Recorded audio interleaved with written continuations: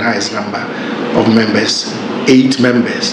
To say that you have to organize an election across the country for the entire country for just 8 people to go to ECOWAS Parliament may not be that smart.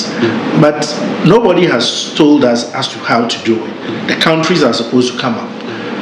How we choose, say, members of Council of State using the District Assembly delegates could be, you could add them on, or the District Assemblies to the National Parliament and have close to, say, 10,000 delegates to elect your members. No one is saying that there is one size fits all situation. Nigeria has all these LGAs and states and wards, all kinds of structures.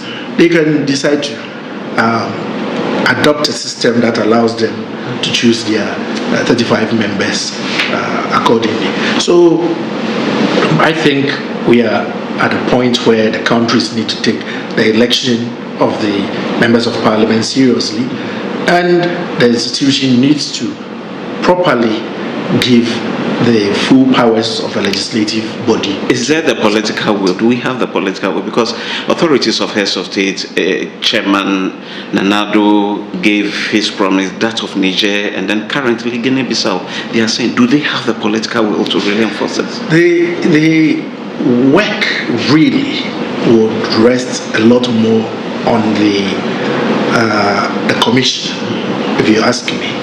These heads of the authority of heads of state and governments, they come and go, especially maybe chairman of ECOWAS, 1 year tenure, 2 year tenure. The process that will lead to this decision could take longer than the tenure of, even if somebody did 2 terms as chair, it will take longer than that. The most permanent institution, the body in the institution is the commission, and that is where it has to be driven from. And I believe that if they do go through all the motions of preparing for such a thing, whoever becomes the chair of ECOWAS would see reason in granting this particular thing. But will the commission have the willingness to do this, knowing that when you give full legislative power, they will also have to be accountable? Well, whether they will do so or not, they will always be accountable. Issues of, currently I think they've given the auditor of the community the same level as the commissioners, which is a very high level thing. And so whatever you do, these audits would happen, and whether it is today, tomorrow, or next 10 years, somebody can always commission an audit of events of 20 years ago to look at what happened.